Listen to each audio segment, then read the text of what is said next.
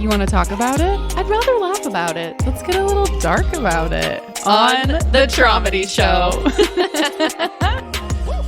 Welcome to the Traumedy Show. I'm your co-host, Rachel Wilford. And I'm your other co-host, Megan Wilford. And today we have Kristin Batykefer with us, who is a social media influencer and podcast host of the Let's Grow Through It podcast. And she inspires others by sharing her journey with divorce, infidelity, healing, being a single mom, and living in a mommune, just to name a few of the things that you talk about online and on your podcast. And we're so excited to have you here. Thanks for having me. I'm so excited to do this. I love what you two are doing. It's kind of like what me and my best friend did. She used to be on the podcast, and like when it started, it was the two of us, and it was so much fun. Really? Yeah. Oh, that's awesome. How come she's not on it anymore with you? No, she had another baby, and she had to go back to work, and it was just like a lot to ask of her to do with the postpartum and everything. So I was like, I'll take it over. Yeah, Aww, that's fair. That's so sweet.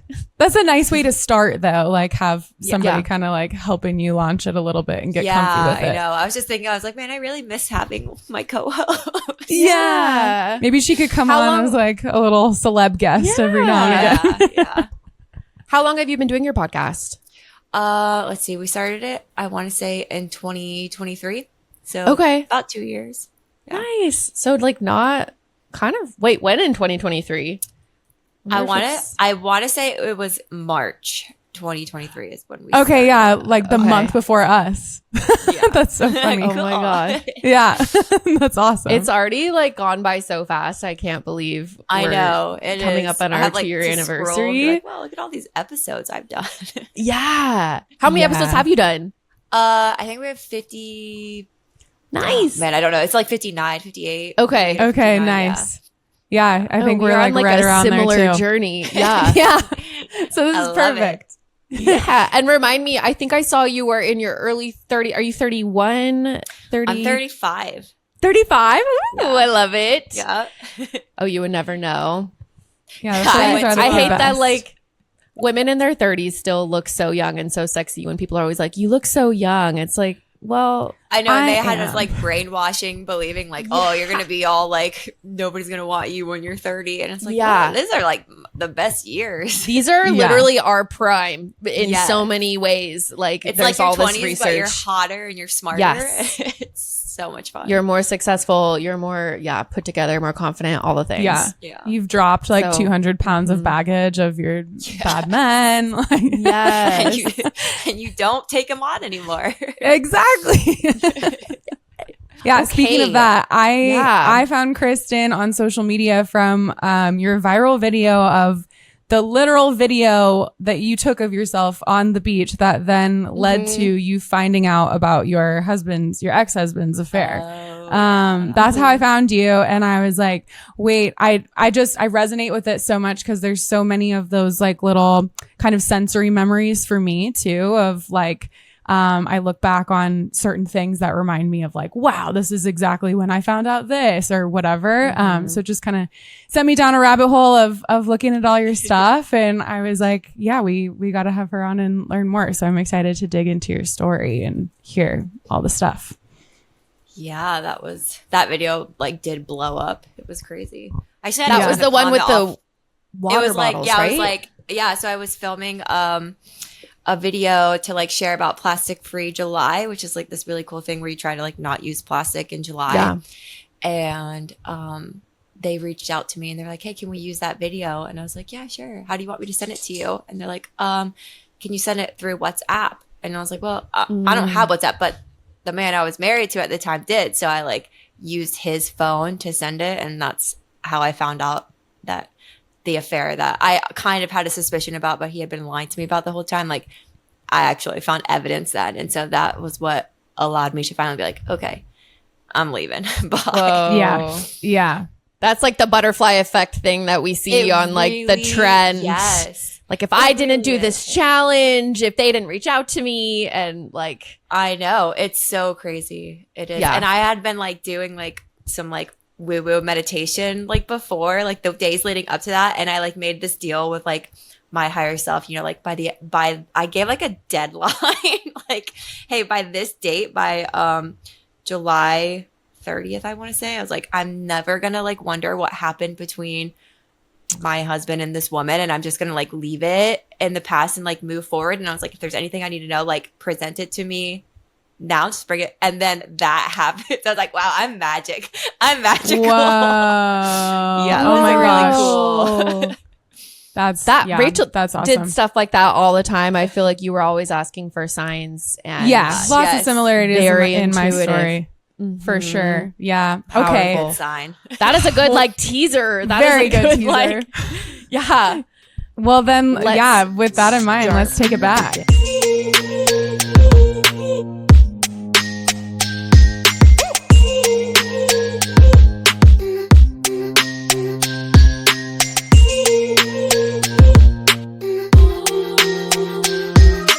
So I met him. I got a job out of college, and he worked at the place where I got my job. He was actually married when I met him, and he was like newly married. Like he had been married for a couple of months at this point, and I was like a very traumatized.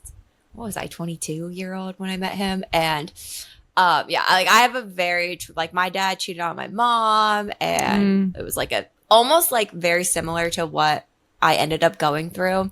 And like now, like after I've done all of this healing work, I can be like, oh, like of course I was attracted to this man. He was like literally my dad, like another version of my dad. And I was trying to like recreate my childhood trauma so I could change the ending. And don't ever do that because it doesn't work out.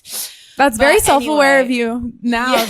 Yeah. Well, and like my brain wasn't fully developed. So I made lots of really traumatized, not fully developed brains. So anyway, we ended up going on like a work trip, and he like confessed to me that like he kind of got like pressured into, I mean, they always have their sob stories, like he got pressured into this marriage. They were like really religious. And so it was like, we kind of like got forced into getting married, or this was his story. I don't know the truth because clearly he's a liar. So anyway, we like started a little relationship then, and then while he was still married. He was still married, yes. Okay. And then he like quickly left his wife that he was married to. Then like our affair was like 1 month, maybe 2 months long before he actually like left and moved in with me. And they always say the way that you get them is the way that you lose them. I know. And these are things I'm like, I wish I would have heard those things when I was like in my early 20s. Cause like, no one was, I don't know. Like, we didn't know about red flags. Like I'm 35, The red flag guy on TikTok who's like, we didn't know about red flags. We didn't know about anything. We didn't know about like uncovering your trauma and like working on yourself. And if, I don't know, it was just like, people are like, you should have known better. I'm like, I don't know. Maybe when you were 22, you knew better. But like when I was 22, for sure. I was like, like, first of all, I didn't even believe in marriage when I was 22 because I've never seen like a good example of it. So I'm like, marriage is such a joke, And I worked in a sports bar all through college. So like married men were always hitting on me and like making me think like marriage is just like a disgusting thing, like because this is what married men do, And so I think that was part of it. Like when I worked through the sports bar, I was always getting hit on by married men. I like was grossed out by it all the time. Like I was like, ew, like that's so gross. I would never.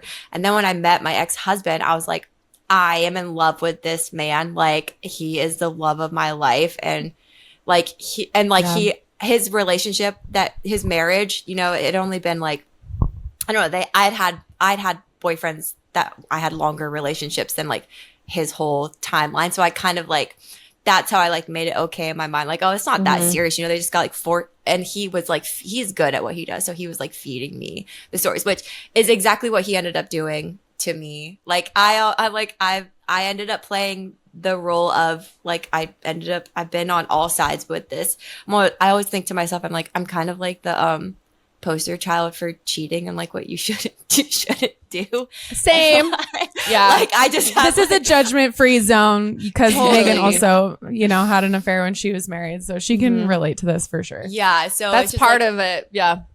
It's just the guy I had the affair said the same thing of like, there's so many reasons to justify it, and like I was super hesitant. I was married and he was married, but it was a similar story of like, he just knew what to say and had all of these reasons of, poor me, this is why my marriage sucks, and this is why XYZ, she doesn't sleep with me anymore, and like kind of that way to start to justify it a little. Yeah, and now I was not as young, so I don't have that excuse, but I know way better now and all the signs. But it's judgment free zone. We learn and we grow. Let's grow through it. Yes, exactly. Yeah. My best friend's always like, I was there, like he, you know, like it was different. I'm like, it was different in the fact that like I was younger and like we were older and we had a child together when he did it. So it was like, whoa, that's like a lot more. There's a lot more levels to it. But it's the same in the fact that like they're always gonna have their sob story about like why their marriage is so terrible and their wife sucks or whatever, the person they're with sucks. And it's like, before you know better, you like believe it, you know, but then when you're like, well, then why don't you just leave? Like, why are you still married? Why are we doing this? Like, if we do love each other, we want to be together, then let's like end these other relationships and then come back together. But I don't know. It's one of those things where I'm like, it's whatever. It's my journey. I had to go through it. It's one of those things where I've had to like work really hard on like forgiving myself for doing that. And it is also one of those things where I've like didn't want to forgive myself for it, because then that meant like I also didn't want to forgive them for what they did to me. And so I was like holding on to like this grudge against them, but at the same time holding on to this grudge against myself. And then I've been just working on that, and I feel like I'm getting to a better place with it, you know. I'm like just starting to like if you carry it, you carry the shame of it. And it's like, what are you going to do? Like, it's a choice I made. I can't take it back. I can only learn from it and do better moving forward and make sure that I don't ever, I don't know. I don't even like talk to men anymore because they just gross me out so much. That's fair. That's really, really honorable. Yeah. We got a lot of respect for that on this podcast. And then he started his divorce process with the woman that he was married to at the time. How old was he at the time? He would have been 20. I want to say he was like 25. Okay. Yeah. He's like 2-ish years older than me. Okay. So and like, did he tell his wife that he had met someone else and he was leaving her, or was he just like, this is over, bye, and didn't really tell the truth? No. So what happened? Well, I don't like to talk about that so much because like she is a person who's like not, she's a person who isn't a part of this other story, and like I don't want to bring up her trauma and like have her trauma like blasted all over the internet, because like when everything happened, she was the first person that I reached out to tell her. I was like, hey, I just want to let you know, like I just found out that he was cheating on me, and like everything that he told me about you is what the other woman told me that he was saying about me to her. And like I am, from the bottom of my heart, like I am genuinely like, I believed everything he said about you, and I'm so sorry for like even thinking like that was true. Like, of course you're not all these things that he said you were, and of course like you guys weren't not having sex, and like of course none of that is true. But like in the moment I didn't know that. And she was very gracious with me, like much more than she needed to be. And it was like a really healing moment for both of us, where she just kind of was like, I like, thank you for sending me this, because like I haven't been able to like get the closure I needed around him and like what he did, and this is kind of like helping me with that. So and she's moved on. She's living a very happy life, and she doesn't need to be like having her story blasted on the internet. So then we moved in like super quickly. I think like from like when we first started like being more than just friends at work till then when he was like living with me was less than 4 months. Like he was living in my house, not living with his wife anymore. And we were just like so in love, and everybody just kind of accepted it. Like nobody thought twice about it. And I think also a lot of people gave us like the pass because we like a passing card, you know, because we were both so young. So they're like, oh, you know, like this guy just made a mistake because he was so young and he rushed into a marriage. And and I think that's kind of how everyone just, especially because like I always think like my dad cheated on my mom, and everyone in my family was just like so so chill about this like way that I started this relationship. So like I never really thought twice about it back then, because I was just kind of like, this is just my soulmate, you know, this is just the love of my life. Like this is just the man. Like there's something different that I know now was a trauma bond. But like that, it was like a deep trauma bond.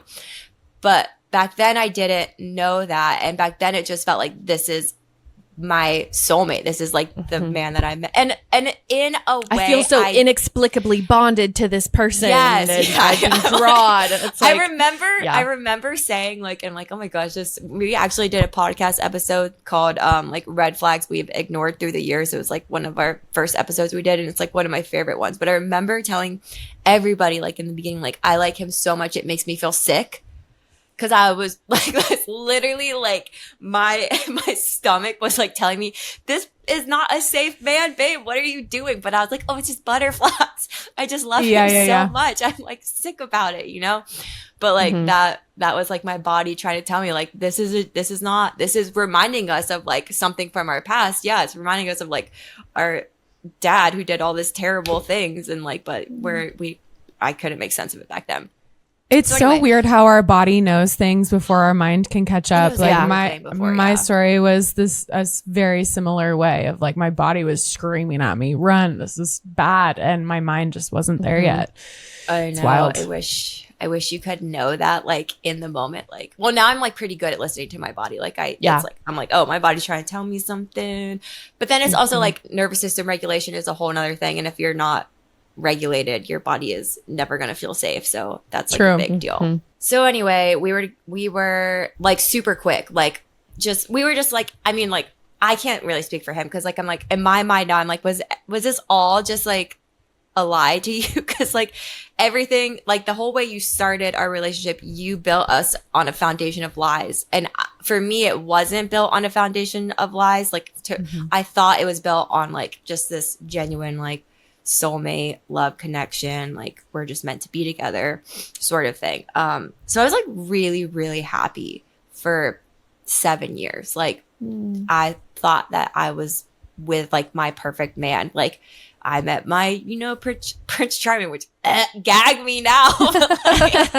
I genuinely like believed that for the 7 years that our marriage was like a really happy, or like our relationship was a really happy marriage. So we were instantly like moved in together. We got matching ring finger tattoos after 9 months of like being together. Like I was dedicated to this relationship. And you had it bad. I had it so bad. It's so embarrassing, because like if you guys, he's not like a tall, hot, like there was no reason for me to have it as bad as I had it. Like That's the like, power of the trauma bond, though. Mine was the same thing, and I also trauma bonded with mine. And I look back, and I'm like, he was nothing to write home about. He wasn't all that like funny either. Like, what the hell? Why did my ex was really funny. He was really funny. That he had that going for him, or he is so really funny. Like he's a funny guy. He has a good personality. He's just a serial cheater, I guess. Like he just can't. He can't like stay committed in a relationship. Was he a good like partner, everything else? Like did you feel supported and taken care of? And think he was a good partner until we had a child together. And I think that's because I just think he's kind of like the definition of a man child, like just Peter Pan syndrome, like, and that's what I was like. I was like, I mean, I still am, but like I'm a mom now, so it's like different. But I'm like, was like back then I was like really free spirit. You know, like when he met me, I was like, I don't ever want to get married. I don't ever want to buy a house. I just want to be able to like be free and go everywhere in the world and just like never have any responsibilities. And he was like, ooh, look at this. I can leave this responsibility that I made for myself over here and like hop into this relationship where there's just a bunch of freedom and like no responsibility, and we're just going to be having lots of fun. And that's literally what we did for 4 years. Like we had so much fun together. We traveled the world together. Like we started a business together where we got to travel like all over the world together, like doing videography and social media stuff. And then eventually like I wanted to move into a bus. And so I always joke that I like brainwashed him into like wanting to move into a bus. Cause like originally what happened is my best friend Tessa and I went on a car camping road trip in California actually. And we like did the Pacific Coast Highway and we just like camped out of our car. We like slept on the side of the road. It was like so grungy. And it was like one of the like most alive times I've ever felt in my entire life. Like I was like, this is what I want to do. Like I just want to be doing this. This is so amazing. So I like came home from that trip and I was like, I want to live in a van and like travel. And he was like, I don't want to do that. And I was like, well, I do. So like, I think I'm going to have to leave you. Like if you don't want to do that. Like I remember we got to like a really big fight. It was like one of our first fights. And I was like really upset about it because I was like, why don't you want to do this? You know, but he was still like in that belief of, you know, you have to like do things the right way. I mean, the right way, like your job wise, you know, like you have to have the job and you have to be responsible and you have to do all of those things. And I was like, why do we have to do that? You know, like we don't own anything. We could totally do this. And then eventually I got him on board with it. And so we bought a bus and we converted it into a really awesome, like travel home on wheels. It was off grid. And while we were converting that bus, I got pregnant. And an interesting thing is like right before I got pregnant, we decided that we didn't want to have kids. Like we were like, let's just not have kids. Like, cause we were traveling so much and we were just having so much fun. And we bought this bus and we're like, let's just like keep traveling and never have kids and just like do this. And he was like, yeah, let's do that. So we had made that decision. And then we had gotten engaged like right a couple months after we got the bus. And then like 1 month after that, I found out I was pregnant. And I was like, whoa, okay, well, there's a little wrench in the plans, but we're like, we can still do this. Like, let's still do it, you know? So we moved on to the bus whenever our daughter was 6 months old and we traveled around. So you were building the bus like when you were pregnant? And yeah, then... I kind of like, when I started getting like bigger, it was like, we live in Florida. It was so hot. And I was like, I'm tapping out now. Like him and his dad were really the ones building the bus. You know, I was like helping. Like, let me like stain some wood for you. But like, I wasn't really doing much. They're the builders and the talent there. So, and then I got pregnant. So I was like, I'm not going to learn how to do this. Like there's no point. Yeah. And also like, totally. That's what you're for. Like, go do that. Go build a house for me, man. Make yourself useful. This is my dream. Build it for me. Well, but then you know what? He would literally like hold that over. Like when things started getting like bad in our relationship, he would like hold that over my, I built this bus for you. I did this for you. It was like this like chip he had on me, and he would always like, anytime I would like try to hold him accountable for like something else, like, and say, you know, like, you're not helping enough. He's like, well, I built this bus for us. I'm like, okay, like it's built now though. So get over it. Like, move on, you know? Yeah. But, but we traveled on the bus for 3 years, and the first 2 years were like amazing, incredible, just like some of the best times of my life. Like I like in that moment in my life, I was like, I have everything I've ever wanted, you know, like I made it. I have this husband that I love so much. We're like best friends. We get along really great. I have this baby that I'm just like, she's perfect. And I got my awesome dog, and we're in this bus and we're traveling around. We started a YouTube channel and Instagram and TikTok for our bus, and like that was doing really well. And so we were like the bus family, like online.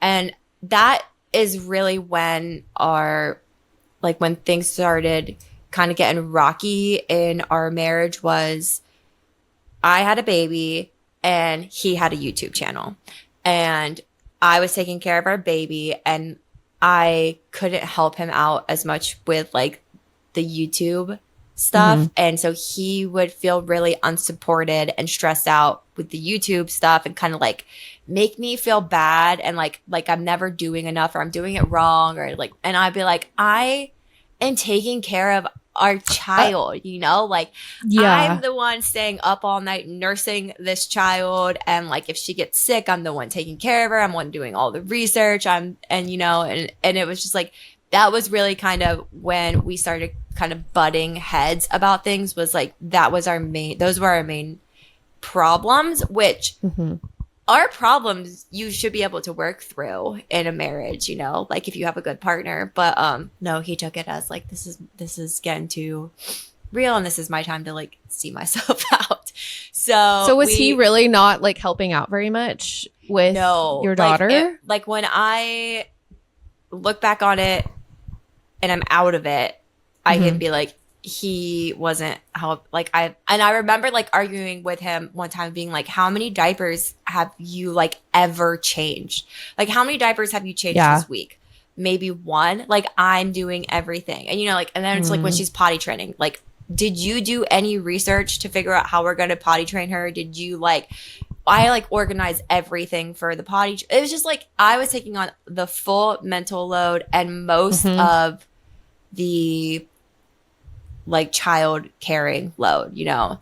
And like what he was good at was being a provider. Like he was making good money and like, but I was with the also, YouTube channel. Was that like your primary we had source? Our business. Yeah. So we had the business and that was still doing really well.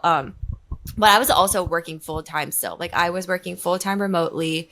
I was a communications manager and then I was like a mother and then he was like wanting me to be like a YouTuber and it was just like too much. Like I was very overwhelmed and felt very undersupported. And I think he probably felt the same way, but like this is a human. So like we have to take care of our baby, you know, like our baby is more important than our YouTube channel, you know, like, and I would always joke, like, it's so gross what we put up with as women. Like when we're in it and we're like, not, you're like so unaware of how messed up it is. Like when you're, cause you don't know when you're in it. And now like when women are telling me stories about like things that their husbands are doing, I'm just like, girl, if you only you're knew, like in survival mode at the time. So so you just like have no, but you know, like I would make jokes like, oh, the YouTube is his baby and this is my baby. You're like, that's actually so bad. It's so bad. Yeah. But that was like a thing. It was like a joke. It was like a joke, you know, in our marriage. So anyway. We cope with humor. Yes. Yeah, seriously. So then what ended up happening is the third year into our travels. So like when you're traveling in buses or vans or anything, it's not uncommon to like meet up with other people who are traveling in buses and vans. And actually I've like met some of my best friends that way. Like one of my best friends, actually, when I met her and her husband were living in a bus and we met up with them and we traveled with them for a little bit. And like her and I are still like the best of friends. Like she lives in Connecticut and we still like make sure we see each other like multiple times every year and we always are like catching up on the phone.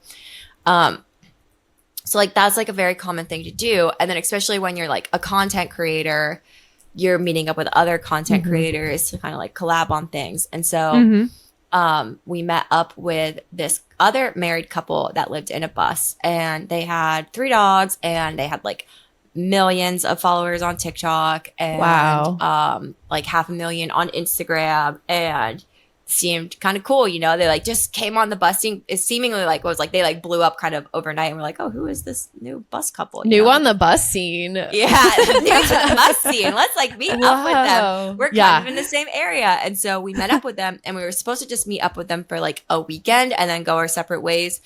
And we ended up staying where we met up with them the first time for, I want to say it was like 2 weeks. We ended up staying with them. And I am like a more introverted person and my ex-husband is like a very extroverted person. And so that was also another issue that we kind of had in our marriage. Is like and actually it was never an issue in our marriage until this moment in our marriage, because it was like, okay, like I wanted to live on a bus so that I didn't have to talk to people every day. Like, I don't want to have to be social every single day of my life. And like when you're traveling together, it's almost like you're like living together, you know, because if you like stay, I mean, there's times like in our marriage before we traveled with this couple where when we would be traveling we'd meet up with other people. Like there was this one time where we met up with some people and they were like doing a build together and it was somewhere that it was cold. I also hate the cold. And so like I like never came out of the bus like that whole time. And this one guy actually made a joke like to my husband. They're like, do you even have a wife? Like, and cause I was just like, oh, I'm cold and introverted and you're just a bunch of guys. Like I don't need to like come out here and I'm going to just hang out with my baby inside, you know? But but then like when we started hanging out with this couple, it was like, he made me feel so guilty for not like putting in more effort trying to like be social. Like that was one of I'm getting triggered like thinking about because it was just like so dumb, like knowing what I know now. Like I'm like, you were literally having an affair and you were trying to make me be social with the woman you were cheating on me with. It's such bizarre behavior. Twisted. Whatever. Whoa. So we were there for the 2 weeks and they didn't start their affair until after that first 2 weeks. So we were there for 2 weeks with them, and like her and I kind of like, I felt like we had a night where we bonded. Like we stayed up really late together talking. We drank a bottle of wine. I told her all about how my ex-husband and I met and like all about his first wife. And, you know, like she knew everything. Like I told her that was never a secret I tried to keep from people because I always wanted people to know, like, you know, like I hate that that's how we started, but you know, like we look at us now, you know? So I guess like, I don't know their trauma, you know, so I don't know like why they were drawn to each other, but, clearly there's some trauma bonding going on there too. So, do they have kids too? The other couple? Yeah, they have it. Okay. Oh, no. They did not have kids. No, they just have dogs. Yeah. So got it. Okay. So we were there for the 2 weeks. And then I was kind of like, I don't know. Also, this girl she had said some things that made me kind of feel like a little like, ooh, like I remember my intuition being like, you need to watch out for her. And not because I thought she was going to sleep with my husband, but because I felt like she was a lot of drama. Like I felt like she had like all this drama with people on the internet. And I was just like, people like, like other people in the bus community that she had never like really met. And she was always saying they were copying her or something. It was just like really weird. And like, I had this moment in my mind where I was like, and I remember telling my husband that I was like, yeah, they seem cool, but also like, let's be really careful because I don't want to get caught up in any bus drama. There's a sentence I've never said. Little did I know caught up in any bus drama. Yeah, what was about to happen. So funny. So this is just a whole like world I really don't know anything about. Yeah.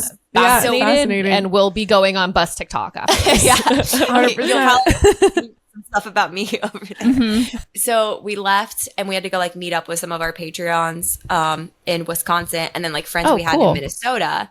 And then they changed their plans and they met back up with us after like being away from us for like 2 days. So they met back up with us in Minnesota. And I was mad about this because I was like, I am so sick of being around people. Like I just want to be with my family and not have to be social. And I just want to like be in the middle of nowhere away from everybody. And like, you keep doing this. So this was the fight that started. Like, I don't want to be around people and you keep forcing me to be around people. And this is like physically, mentally, and emotionally draining me, like having to be social every day.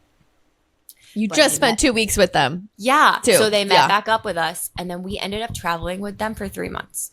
Oh, whoa. Okay. So their affair started when they came back. Like that was, the weird, really trippy thing about this. So the day that I found out about everything, like I found the text message that she had sent to him, was their anniversary. So the day that I celebrate as my freedom anniversary from being married to him is their relationship anniversary. Cause it was like 1 year to the date that they had been having their affair. Like exactly that from like when their affair started to when I found out about it. And they celebrate their anniversary on that day? I don't know if they still do because they like broke up and got back together. But that day they were celebrating their anniversary. Like when I met up with her, she told me that he had like texted her that morning, like happy anniversary. That's twisted. Wow. Wow. Like, wow, he's planning. We were planning to like go back in the bus that day and like go to North Carolina as a family and like start traveling again. And he's like texting her happy anniversary. Like, I love you. After a year. Okay. When they communicated and like, let's actually meet up after 2 weeks, like, was it just your husband and the woman? And like, it was, Had they started the affair at that point? They had the emotional or the flirting? The emotional thing started then. Nothing physical had happened at that point. But it was actually with her husband and my husband and her in a text thread being like, we want to then just not include you. That's so yes. And this is actually the thing that actually like cued me in. So when we were traveling with them during that like 3-month period, one time we were staying in this town called Stanley, which is like a really cool place in Idaho. And we were staying like in the mountains, and you had to like drive the bus into town to like, it was like probably 10 minutes away from our camping spot. And she texted him and asked him to get her some naked smoothies from the grocery store, because we were in town because he had to do a work call. And so she was back at the spot with her bus. And at this point, her husband had left. Her husband went to Chicago for a job interview. And I remember like when he was leaving, and I knew that I could tell they were kind of having problems in their marriage. So like when he was leaving, I was like, oh, when are you coming back? You know, and he's like, oh, I don't know. I don't know how long this interview is going to take. It could take a couple of weeks. And I was like, that's really weird. I've never heard of an interview taking a couple of weeks. What are you auditioning for Broadway? Like that's not normal. So for like the last month of their affair, when we were traveling together, her husband wasn't there. Oh. And so we got an empty bus. Yeah, so we have an empty bus now.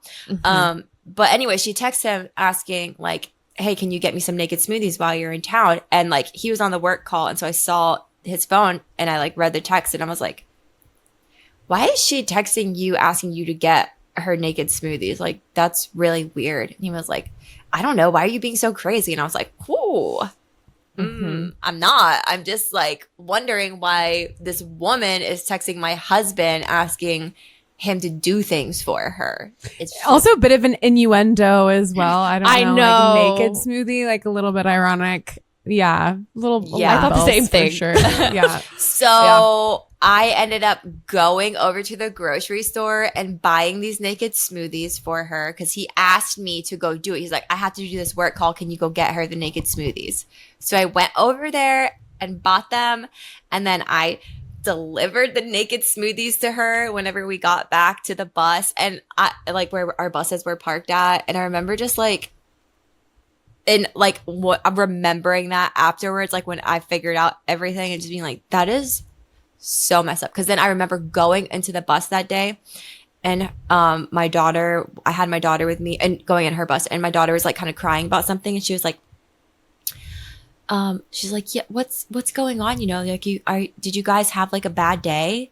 Like she was like asking me about my marriage, like trying to like fish to see like how things were going in my marriage. But like, I mean, obviously that was her boyfriend, you know, like in her mind, that was her boyfriend. And so she's trying to figure out, is he trying to get rid of me or is he not, sort of thing going on there. God. But I just like, in hindsight, when I think about all the things that I did, like when we were traveling, like I cooked dinner for my husband and his girlfriend like multiple times, because we would like all, there was another person in a bus traveling with us, so that was also how they got away with a lot of it, because they would go over to this guy's bus at nighttime. So I'm putting our daughter to bed, of course, because God forbid he ever do that. Yeah, so he's leaving when I'm putting our daughter to bed. He's like, I'm gonna go over to so and so's bus and we're gonna play games over there. And I'm like, all right, you know, have fun. You've been doing this every freaking night, like for the last 2 months. Like this is getting like really old, you know.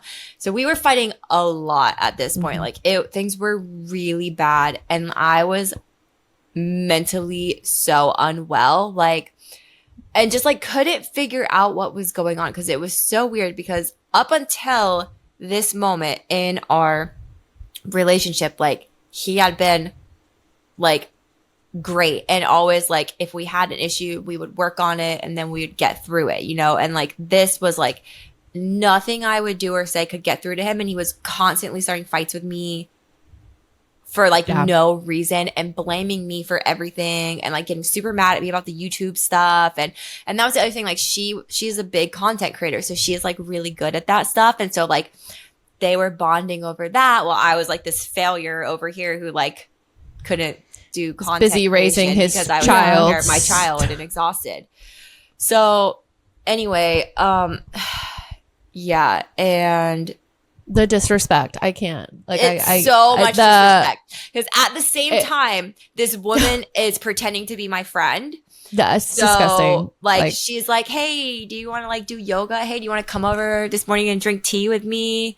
I remember like one time we like binge watch all of Emily in Paris together. And like, it's just like. Show is ruined now. Yeah, we would like go thrifting together. Like we were doing all of these things. So like, but I was also like very closed off because like, I'm like tired. My husband's being mean to me. I'm taking care of my kid, you know? So like so what happened was this is like so a movie script, Kristin. This is This is what it is. The whole bus community, like no one would even like believe. I was always like, after everything happened, I'm like, if I was like wrote a movie about what just happened to me, like people would be like, no one would do that. That's so weird. Like who would behave in that way? I believe you, and I'd watch it. There's bizarre behavior. Some fucked up, bizarre. To actively try to make friends with the wife of the person you're sleeping with. Like it's just, I know. There was actually this show that came out on, I don't know what it's on, but I think it was called like Wild or Wilderness. And it's kind of like a similar kind of plot. Like it's this guy was cheating on his wife with this girl at work, and then his wife finds out about it, but then she like plans this little like road trip for them to take, and then the other woman shows up at it, and so then they're like the girl, but it's actually really good. Like you should watch it. She's like planning to kill her husband, and then like things take a turn, but it's actually an interesting show. But when people were watching it, like, this is kind of like your story, Kristin. Like, oh, okay. Oh my God. But that's when I knew. I was like, I've done a lot of healing because I can watch it and be like, oh, this is kind of interesting. Not like, oh, I'm so traumatized from watching this. Okay. Yeah, that's good. Also, what year was this? Like, this was in 2020. Okay, so they started their affair in 2021. And then in 2022 is when I found out. Got it. Okay. Yeah, so I would imagine Bus Life was really popping, like, pandemic it was time we too. were like it was you know, up and coming like big thing on the internet, and we were riding that wave. It was a good time until it wasn't, you know. Yeah Until it was really terrible. But so then eventually what happened is like I was just like, something's not right, you know, like, and I was doing everything, you know. I was doing like all the things to try to regulate myself. I was waking up early, I was doing my like journaling, meditating, reading, like trying to like working out, trying to just like be like, because I was thinking I was the problem, like I'm doing something so wrong that like my husband is always mad at me, and I need to be better. I need to like work on myself so that I'm able to like communicate things better. I was reading books. I read this book called Wife School. No, I did so many of the same things. I relate so much. You're like, the problem must be me. Yeah, like, and I can only control me. Exactly. You know, and which is true. It's fair. You can only control yourself and how you show up to things. But sometimes you have to just like face the facts, like, this person is like actively trying to sabotage our relationship, and like, I don't deserve that, and I should leave. Yep. So what ended up happening is I went and I checked his text messages on his computer. And were you suspicious of her at this point, that like he might be having an affair with her? I did start to get suspicious of her. At first, the first time I had those thoughts, I was like, that's crazy, you know, like, that's crazy. She's married. But then I started paying attention to like their actions and like how their body language when they would be around each other. And then eventually, like the day that I looked at his text messages, I don't think that I thought I was going to find anything between them. Like I didn't even know what I was looking for. I just knew that something was so wrong and so out of character for the way our relationship had been the last 7 years, you know? And so I was like, something is telling me to do this. So I just need to do it. And like in this time also, people are always like, how did you like, how are you so blind? Like, how did you not realize that they were having an affair? And I'm like, because I very stupidly, now I know, but like I fully trusted this man. Like I blindly trusted him. We never had trust issues in our relationship ever. Like, I remember like when we were living at the beach before we were on the bus, and he would like go out with his friends, and like I didn't want to go out because like I'm an introvert. Like I don't always want to go out, you know, like I'd go out like one night and then he'd want to go out like a couple more nights that week. And I'd be like, yeah, go have fun. Like have a good time.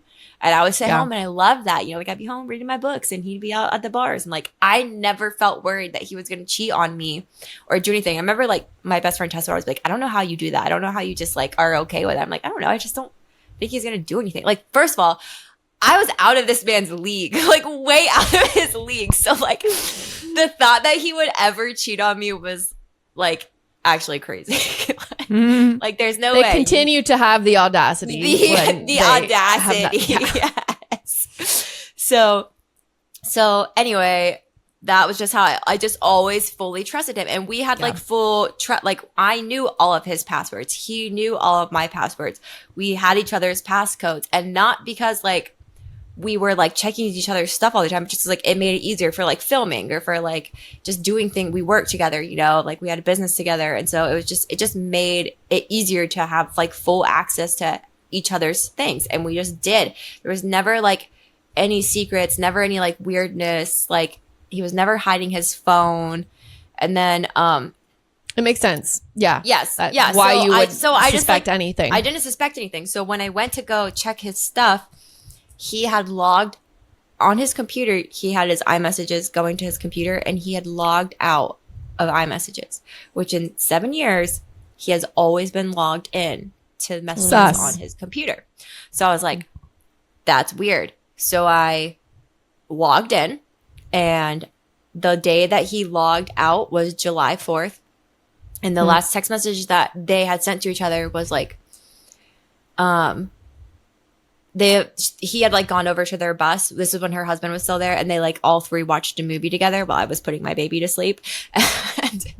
And then they were texting each other the next day about the movie, and like she was like, that movie last night was so crazy, and he's like, yeah, and I'm gonna make you guys watch this other movie too. And she's like, only if we can do it without her husband, like my husband there. And I remember being like, oh, that's weird. But it was just like, it was weird, but it was also like not enough, you know? Like it wasn't enough to like, is this text message enough for me to end my marriage and my family over? Mm-hmm. No, but it was enough for me to be like, that's weird. So he also has an iPad that his messages were going to. All right. And so he did the messages stop at July 4th? Like when on you went his onto computer. So at that point he stopped syncing them. Yeah. So it was like, okay, got it. So that way he could control the things. So then the messages were still going to his iPad, but he was logged out. But I saw that there were like more messages there. So he woke up after like this. So he woke up, and then he's like, oh, I got to go. He had to go, like he was doing a project with the other guy that was traveling with us. And so like, we have to go to Home Depot and get some stuff. So he left and went to Home Depot, and I pulled out his iPad and tried to log in to the messages on there, and it told me that the password was wrong. Oh shit. And so I was like, okay, so I got on his computer and I went into his email, and just to find the email like that you changed the password, and it wasn't there. So I went to his deleted emails, and it was in there, and it was like, your password on iMessage was changed today at like 10:11. If you didn't do this, you know, blah, blah, blah. So I called him. Did he do that? He did that because you had gone on his computer and he saw you doing that? He must have got a notification that someone logged into his iMessage on his device, you know? And so then he went and he changed his password. And deleted it, but he didn't delete it from the trash. Right. You're smart, but you're not that smart. It's so funny. My ex did the same thing. He like deleted voicemails that I caught of him, but he didn't realize that there's a deleted voicemails folder. Yeah. So then I went and found them in there. Similar. Stupid man. Okay. Yeah. I was like, hey, what did you change your Apple ID password to? And he was like, I FaceTime him actually because I wanted to see his face. And he was have to do the FaceTime. Yeah. I should have waited until he got home, but I was just like, yeah, I wasn't thinking clearly, you know, like in hindsight, I'm like, wait, you should have waited. Like you should have caught him. Easier said than done. Yeah. But he was like, I didn't change my password.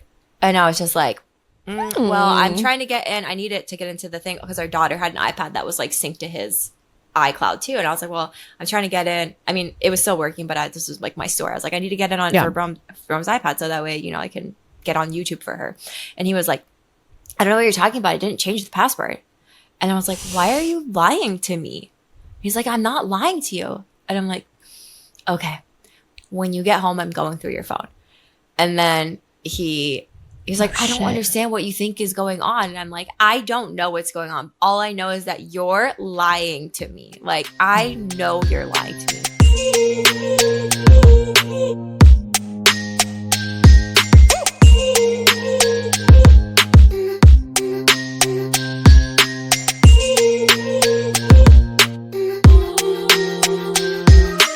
He came home and I went through his phone, but he had a text thread with her in his phone. But there was, I only went back so far because I'm like, this is pointless. If you had anything, I know that you would have already deleted it. Yeah. So then the next day was our daughter's birthday. And so I was like, I'm going to let this go so that we can like celebrate our daughter's birthday and, you know, whatever. So this man invited his mistress to our daughter's birthday celebration. And she said now no. They have to look like nothing is. She said no, thankfully. But this is also kind of what set me off because she had such a bad attitude that day. Like, and it felt like she was mad at me. And maybe she was mad at him. I don't know. But it was like weird. And I was like, this is weird energy. Like, it's like being given off right now. And then like he invited her to our daughter's birthday party. And she like thankfully said no and didn't come. So we ended up like just doing her birthday party like as a family. And it was nice, I guess. I mean, I was still like in my head, like so much about this. And then, but I tried to let it go that day. And then the next day I woke up and I was just like sitting there and I was probably just like radiating bad energy in the morning time. And he was like, what's wrong? And I was like, I'm just trying to figure out why you're lying to me. Oh, because what happened is he told me I didn't change the password. It's what it's always been. And it's this with the number and an exclamation point. It was like 89 exclamation point. There had never been an exclamation point in it before. So now he's starting to try to gaslight me. And so the next morning I'm like, I don't understand why when you know you logged into iMessage. With yeah, like I just like, logged in, and it's also been your password for 7 years. Like you think I just And anyway. you saw the deleted email that he changed the password. He didn't know all of that yet. So yeah, of course you don't want to play your hand too early. So he's like, I don't understand like what you think I'm lying about. And I was like, what's your password? And he's like, it's this 1989 exclamation point. So now the password has changed again because when you lie a lot, it's hard to keep track of your lies, you know. So he's changed the password again. So then I was like, okay. I handed him his iPad. I said, log in to your iPad right now with whatever your new password is that you're lying about. And so he logged in. And like I just knew what I was gonna find in that moment. Like I was either gonna find like really incriminating text messages between the two of them, or I was going to find something that I think is so much worse, which was nothing, because he deleted the whole text thread off of the iPad between them. And I was just like, that is so sus, dude. Like that, like, what are you doing?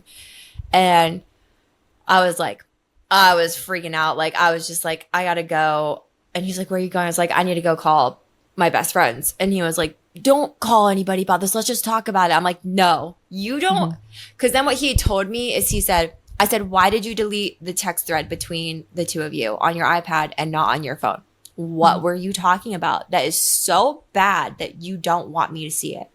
And he was like, well, I was just like kind of complaining to her about some of the issues that we've been having in our marriage. And like, I didn't want you to see that. That was his story. So then I was like, I'm going to call my best friends. And he was like, don't tell anybody. We can talk about it. I said, you don't get to tell me what to do after you have been telling people about our issues, people we don't even know. Like we've known this couple for 3 months and you're confiding in this woman. Like this is weird.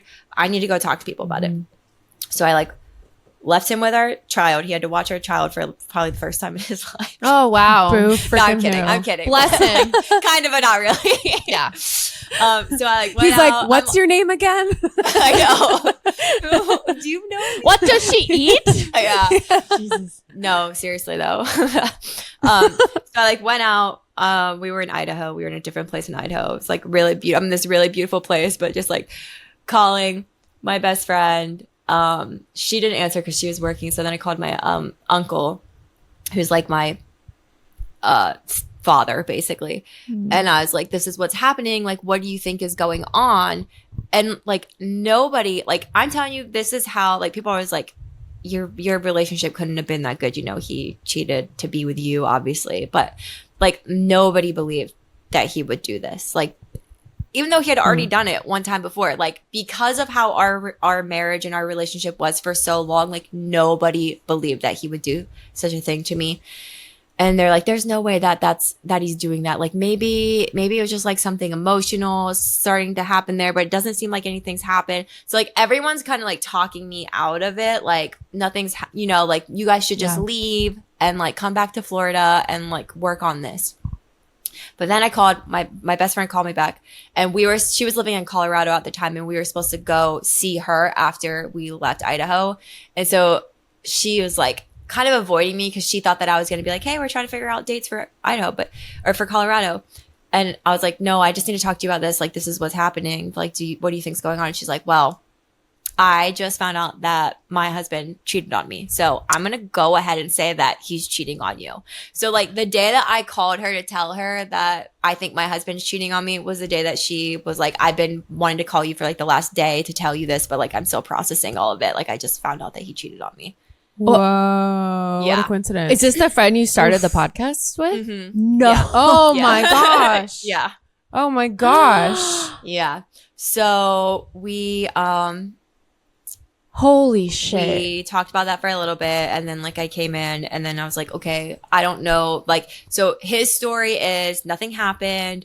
We're just friends, and I not even like an emotional thing. Like we're literally just friends, but I just was like confiding in her about some of the issues in our marriage, and I'm like, okay, well, it's a good lie. Of what you just did, it like changed everything. Like you just broke 7 years of trust. Like I don't trust you at all anymore because I know you've lied to me.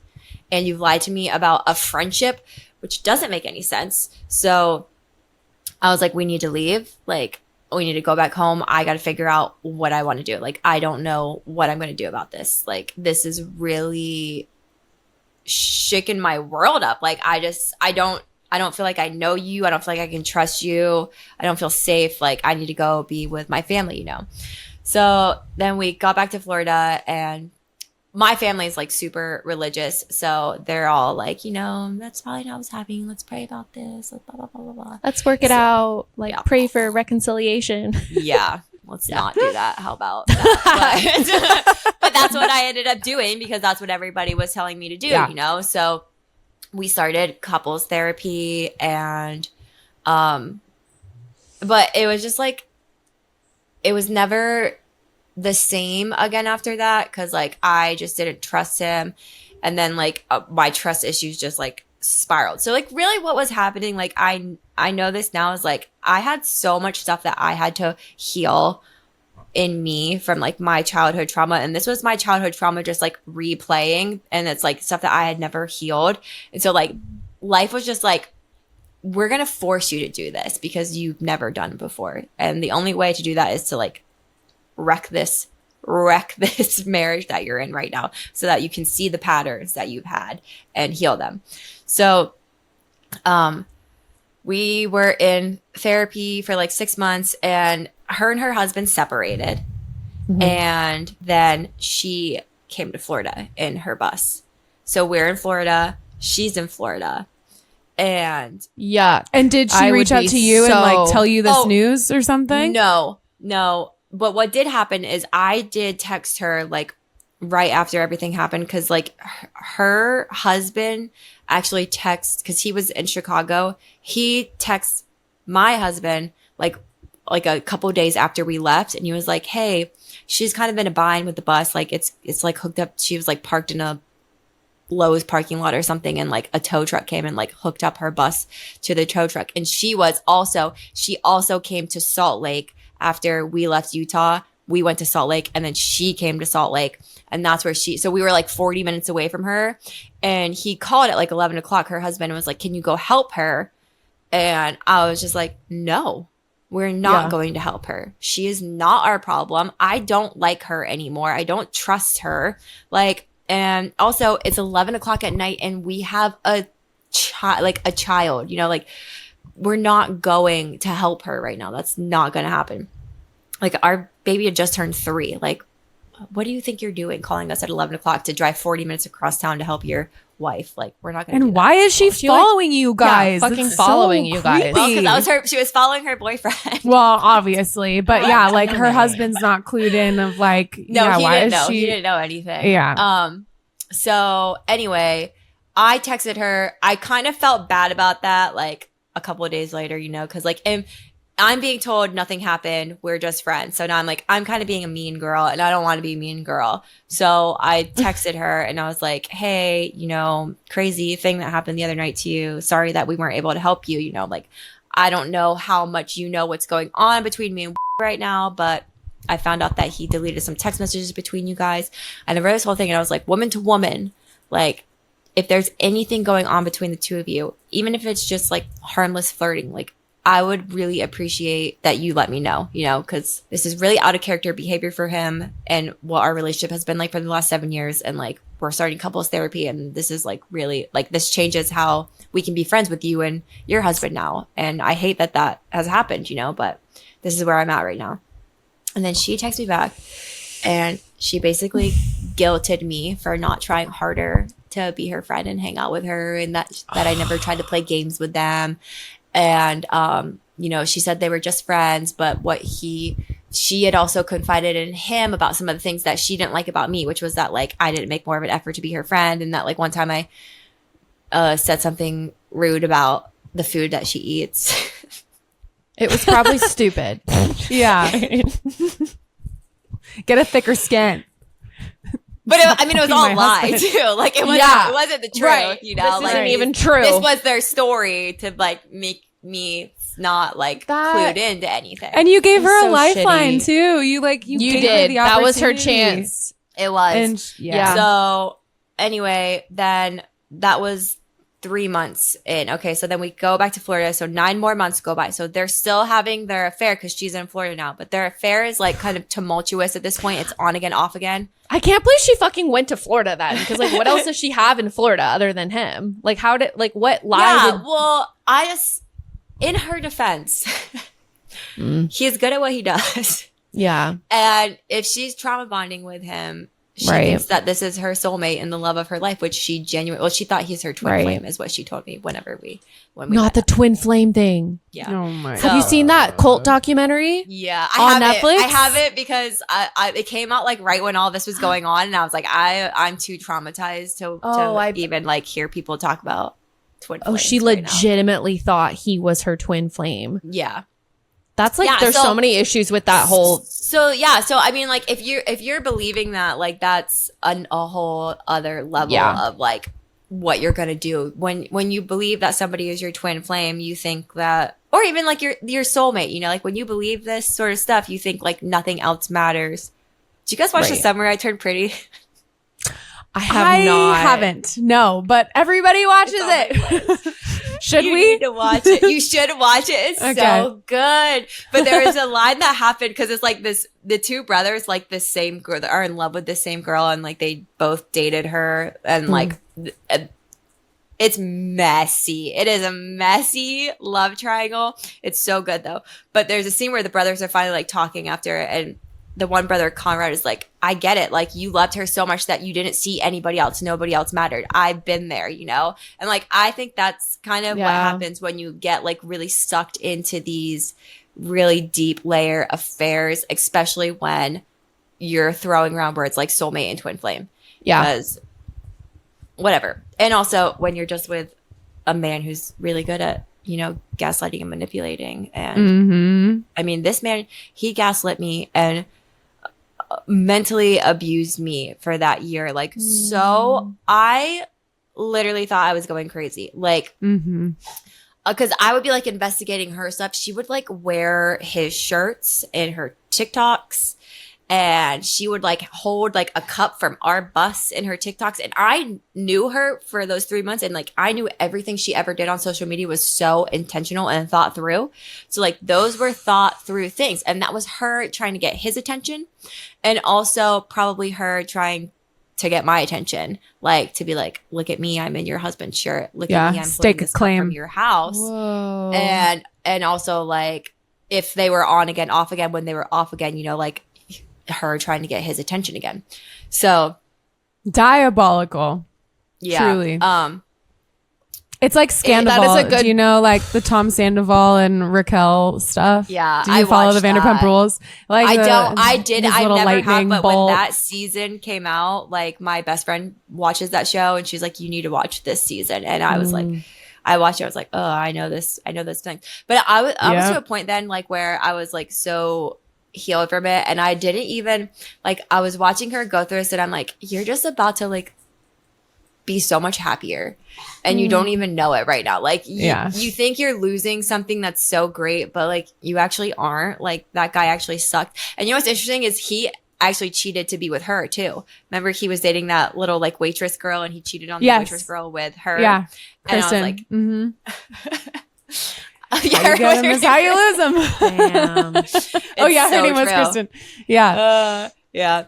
So anyway, eventually, Okay, she so moved she to was Florida. putting- Yeah. yeah. Okay. So things in this was a TikToks. 9-month period where You're being like, manipulated. She's being manipulated. yes. And like we're in marriage counseling and like sometimes our marriage feels good and like we're going to get through this. And then other times he just like flips the switch and is like, it was like being with, what's it, Dr. Jekyll and Mr. Hyde. Like it was like constantly I didn't know what to expect, you know, like it was sometimes it was really good. And that would be like probably when their affair was not happening, then things would be really good in our relationship.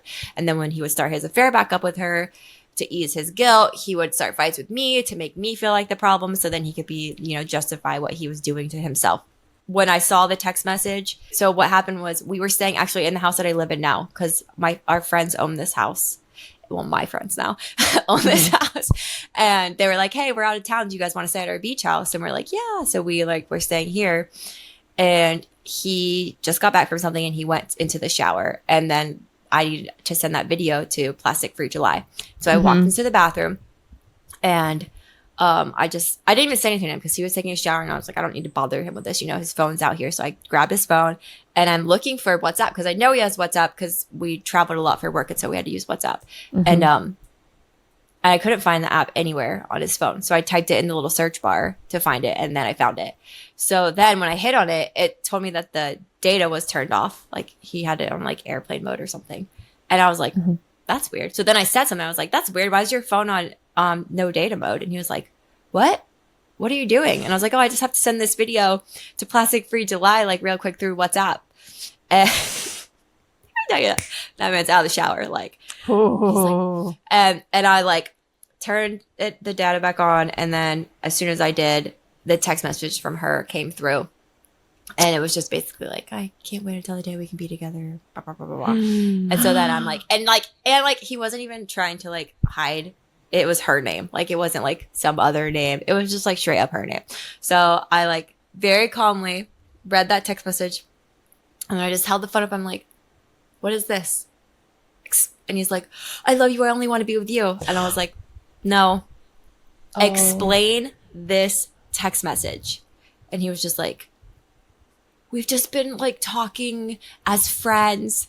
I'm like, bro, did you even read the text message? Like, so then I was like, and he's like, I only want to be with you. I love you. And I'm like, no, you don't. Because if you did, you would not be texting this woman who has been a problem in my life, in our marriage for the last 9 months, you know, like you wouldn't be doing this.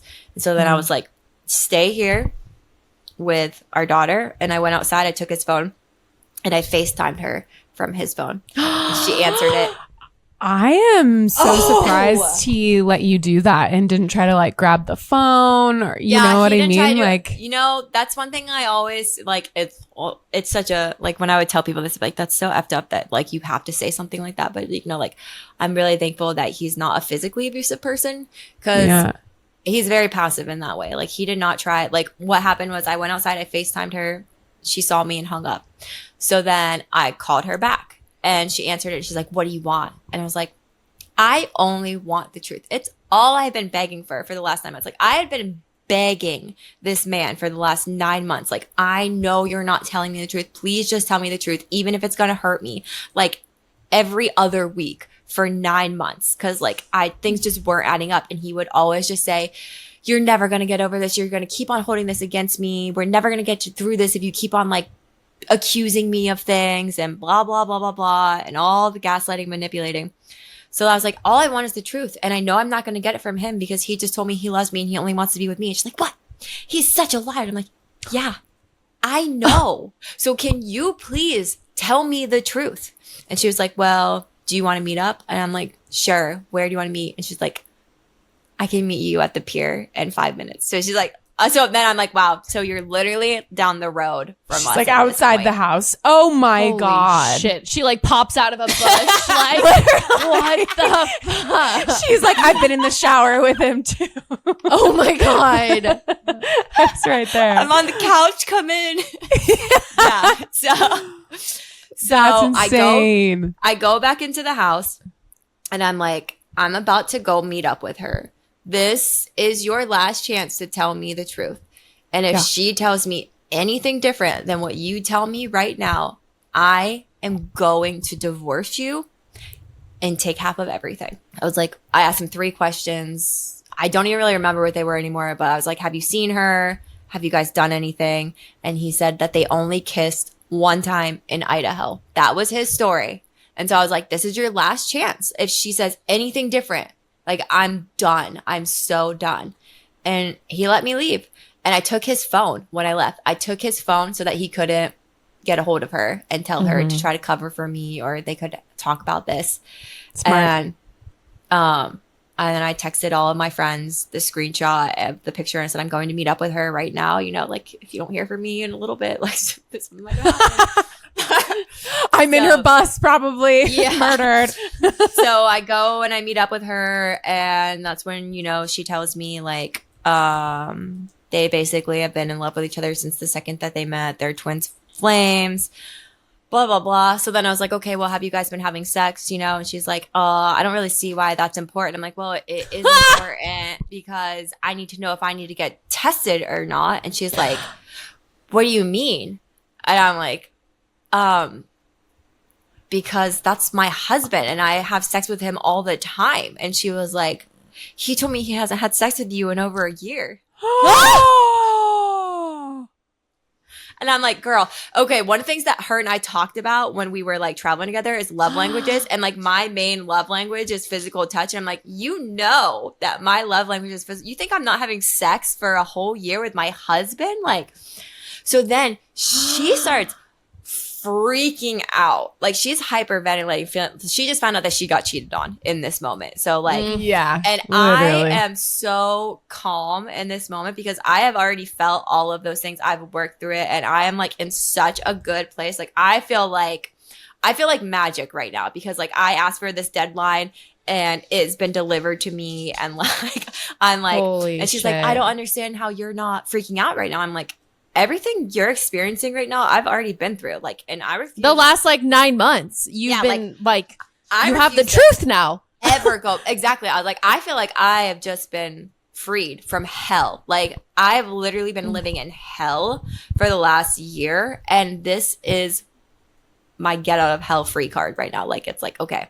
So then we talk a little bit more, and then I was like, okay, well, she's like telling me things that he's done and said to her about me, and it's all, and I was like, you know, like, this is everything that he told me about his first wife, and I told you about her, like, you knew this about him. And she's like, he told me that he's never felt this way about anybody before, and I'm like, yep, he told me that too. And just like all the things it was like he had like a playbook, and he was just like using it on his next victim. Yeah. So he's a serial offender for sure.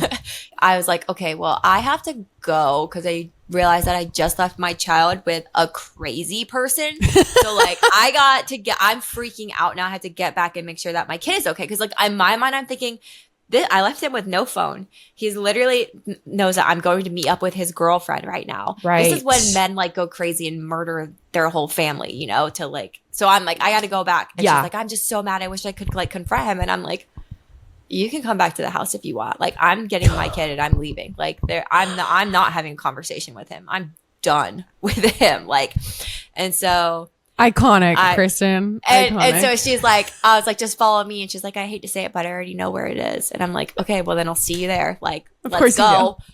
She's been doing drive-bys every hour. She's like, I've been sleeping underneath the rafter. Like, yeah. So I get to the house first and I go inside, and we were supposed to leave that day. Like, we were supposed to hit the road again in our bus. And I walk in and he's like, what's the deal? You know, what's the plan? And I'm like, there's no more plan between you and me ever again. And I like grabbed our daughter and I was like, here's your phone. And I was like, oh, by the way, your girlfriend's here. And she came walking into the house. And like, one of my favorite parts about this, which maybe not really anymore, but in the moment, like, I really loved this because I kind of like didn't think that she was gonna be a part of our life anymore whenever we left the bus thing, you know. And like, my daughter and her hung out a lot, like when we were traveling together. And so my daughter, and also I think that my daughter saw a lot of, actually I know she saw a lot of them doing things whenever I wasn't around, acting kind of like a couple. Because one time whenever we were back in Florida, my daughter said to me, like, she said something about her, like she mentioned her name, and I was like, don't talk about her. Like, we don't like her. She's not a good person. And she was like, well, daddy loves her. And I was like, what did you just say? And then she was like, daddy loves her. And I was just like, why would you say that? And then she just like stopped talking because like she could tell that I was upset. And so then I confronted him about it, and he, you know, said, oh, I don't know why she would say that, blah, blah, blah. And then one time he actually, just remember this, he actually tried to convince me that she was a lesbian and that she was probably in love with me, and that's why she was doing all this crazy stuff on the internet. My ex did a similar thing too. He's like, no, they're lesbian. That's not a thing. Oh my God. That's so crazy. Dude, the parallels are really similar. Yeah. Yeah, I guess it's like a Playboy. It must be like a Reddit thread, like how to cheat on your partner. Yeah, maybe. Yeah. Try the lesbian card. That's like the Hail Mary. That'll stroke your ego, you know? Yeah. they'll turn off the set for a little bit there. Oh my God. So anyway, so when she walked into the house, my daughter saw her, and she goes, I thought we don't like her, Mom. Yo, that's awesome. What? If this isn't a movie, that is crazy. Awesome. So I was like, yeah, we don't. And then so he was wearing his wedding ring, and when she walked in, she's like, I thought you weren't wearing this anymore. And so then, and he was like, what's going on? You know, like he is in just like a state of dysregulation at this moment. His soul left his body. Like his eyes were black. He was not there. And he was like, when she like went to grab him, he like turned towards me and away from her. And she was like, oh, that's really telling to me. And I was like, that means absolutely nothing to me. And I was like, good luck. And then I got in my car and I left. And I went to his parents' house and told them what's going on. And I went and got a tattoo to cover up my matching ring finger tattoo that I had with him. Like, I went straight to the tattoo shop. I was like, I'm not having a matching tattoo with this man anymore. Good for you. And then I'm proud of you for making such like immediate moves. Like, you didn't sit around. But the thing is, I had been sitting around for 9 months waiting. Yeah. So like, when I finally was like, oh, I don't have to do this anymore, I was like, I'm good. I've been in misery for the last 9 months, like killing myself trying to save this marriage, like doing everything I could. And like, when I think about some of the things that I did, like, it's so embarrassing. Like, I was like reading those books and learning all these things about how to be like the best wife ever, you know? And like, I was online making this marriage content, like what to do when your marriage is in like a hard time, you know, and like how to love your partner and their love languages, and gag me. Like, it's not embarrassing. It shows your character. It shows that like you have integrity and you are self-aware and you are 100%. A loyal partner. It's nothing to be embarrassed And you know, of. I am glad that I did it, because it is what made leaving so much easier, because I know like in my bones that I did everything possible to try to save this relationship. I said the exact same thing. I was like, I can wipe my hands clean. Yeah, there's nothing more I could have done. Nothing left for me to do here. So then, of course, they had their little talk. They were here at this house, and my friends have cameras here, so they like logged into the camera. I was like, what's going on, and they're like, That's they amazing. just walked out of the house, and she is like, I just don't understand why you won't tell me the truth. I'm like, good luck, girl, because you're not going to get it from him, And so then, and her and I were like texting at this point, and she's like telling me, like they left things where he said, I'm going to work on myself so that we can be together again one day. But like, I need to like work on myself right now. Like, and then he left her and called me and was like begging me to talk to him and hear him out. And, and then he deleted WhatsApp, blocked her number. And she's texting me like this night, and she went to where our bus was at, and she's like trying to get in there, and he's like he like won't let her in. He like locked the gate. And so I'm texting him, and I'm like, your girlfriend is outside of the gate right now, and you you need to have a conversation with her. And at least like, if you're like, you told her that you love her and you're working on yourself so you can be together again one day. Like, if that's a lie. not true, you need to go tell her that. Like, what is wrong with you, dude? So he's like getting you to break up with his girlfriend for him. Basically. So he's like, I'm not talking to her. I'm going to save our marriage. And I'm like, there's nothing. The other night I went through, so my daughter, the iPad that my daughter had during that time, we still have. And like, I just turned it on for like the first time in years. And the iMessages are still in there from like that time, that day. And I went through and I was reading, because I was trying to set it up for my daughter so that she could get text messages to this iPad so that I could send it to like their house and just leave it there so that she can like talk to me when she's at his house without having to use his phone. And I can't figure out because the iPad's too old. But I was in there, like, I went and I read like all of the text messages between him and I that day.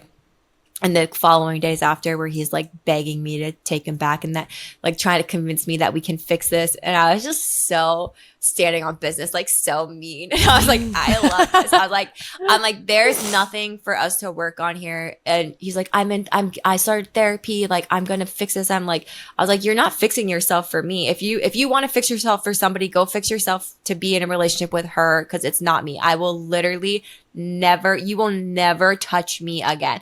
And I remember being like, it's no 5 days from now. It's no 5 years from now. It's no 5 lifetimes from now. Like, I will never give you access to my energy again. Like, we're done, dude. Like, and he was just like, I'm going to fix this, blah, blah, blah. And he was like that for a couple of months. And then her bus showed up back in town, and then he stopped begging me to take him back. And then he got her pregnant, and then and history repeats itself. Oh my God. And that's the thing too. Like, I told him, I'm like, you are literally repeating a pattern right now. And I don't know how I can make it any more clear for you.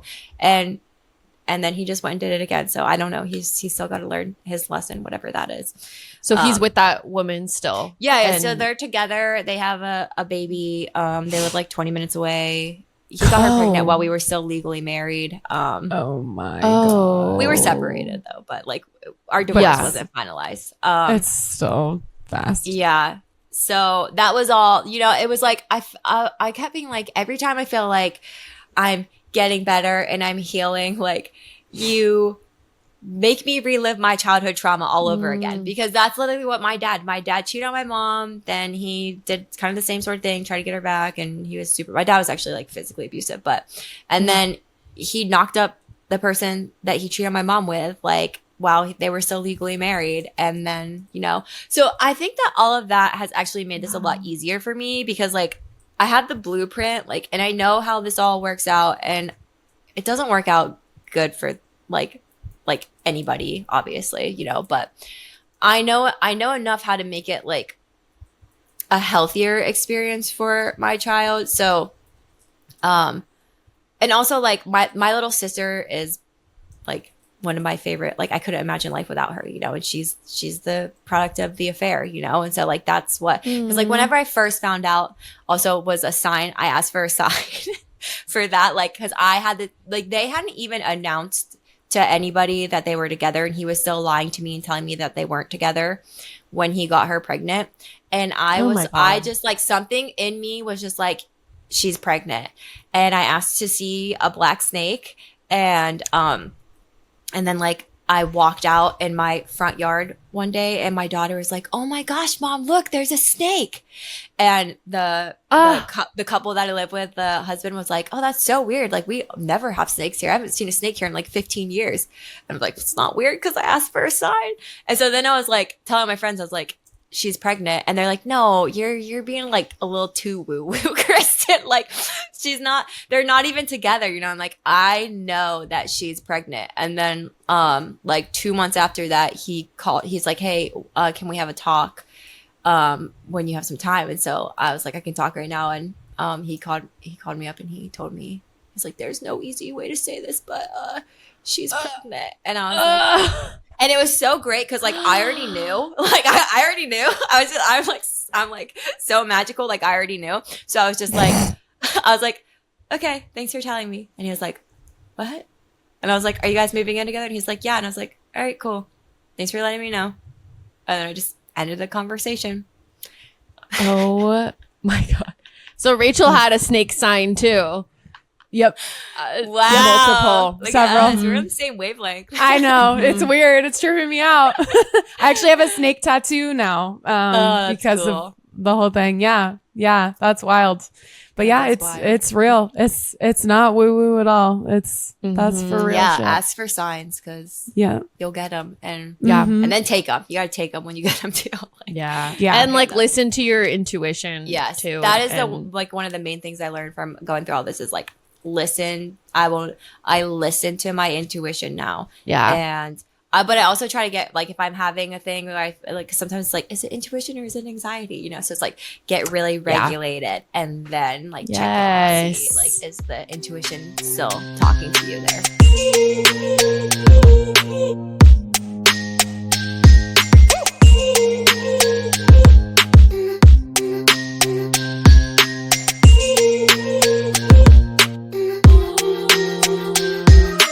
You speak like someone who's been through a lot of therapy as well. Like it seems like you have really identified a lot of patterns and triggers. What's interesting is that I did most of this work on my own. Like I did a lot of shadow work, and that is how I uncovered most of this stuff.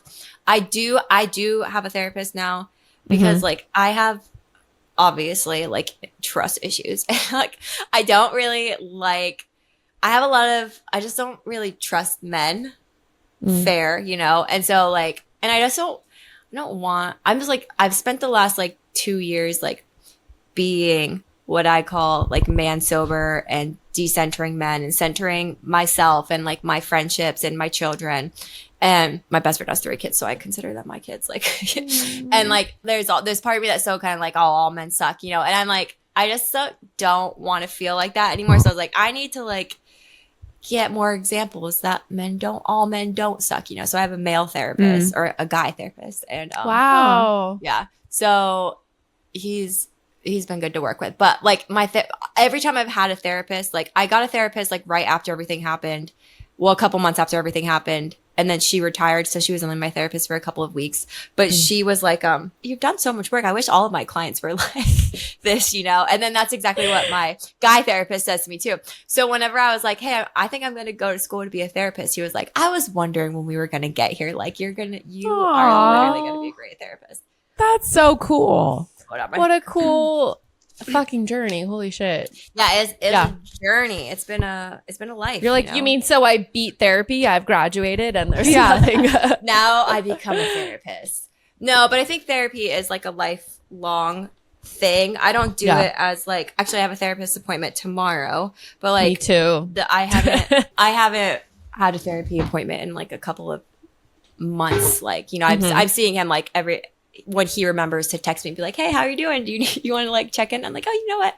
Actually, I should," because some things have just happened. So like in the aftermath of all of that, my daughter's dad and I, like, we actually co-parent really well together, like great together. And I'm working on getting to that place with his, so I'm working on like changing who they are to me. I think that's like the biggest, like, helps make the shift, you know? So he's not my ex-husband anymore. He's my daughter's dad. And like, she's not the mistress anymore. She's, I call her my daughter's brother's mom, because they're not, as far as I know, they're not engaged and they're not married yet. If they want to present that information to me, then I would call her like my daughter's bonus mom. And sometimes I will just call her bonus mom because it's easier. And like, my daughter really likes her, which makes this whole situation a lot easier. Like, she's not like, I had a stepmom, and that's a whole story, but like, I didn't like my stepmom when I was growing up. I love her now. Like, I just hung out with her this week. Like, but when I was growing up, but her and my dad aren't together anymore. Like, they got divorced. And so, but when I was growing up, I didn't like her. And so that was one thing I was really worried about, was like, this, like, going to be my child then was going to be reliving my childhood trauma.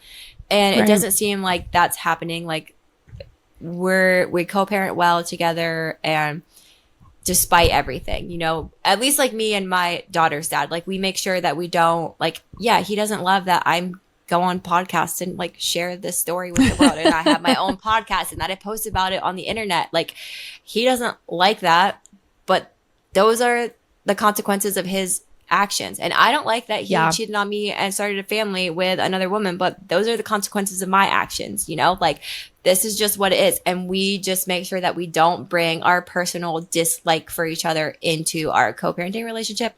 And so we've been able to like do a lot together as co-parents. Now, bringing her into the co-parenting relationship has been a little bit trickier, because I think I'm still working on forgiving myself for my life choices. And so then it makes it easier to like, and then there's the whole patriarchy, you know, where like you want to blame the woman, and, you know, so I'm like unlearning all of that and trying to get to a better place with her. And she doesn't necessarily make it easy for me to do that sometimes.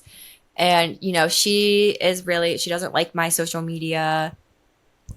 And like, why would she's gonna love this? Talking shit about her. I know, I'm talking shit about her baby daddy on the internet, you know, like, of course she's not gonna like it, but I'm like, don't look at it. Like, it's not meant for you.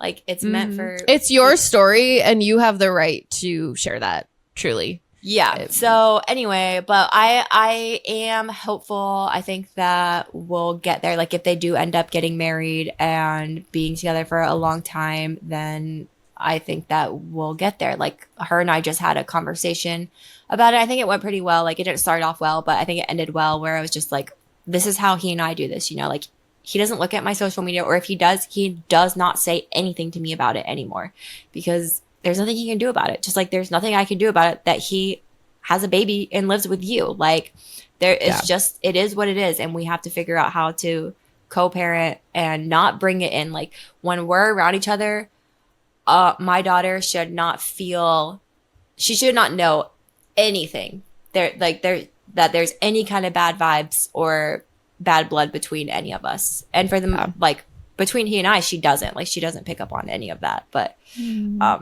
how old is she now? She's 7. Okay. Yeah, she just turned 7.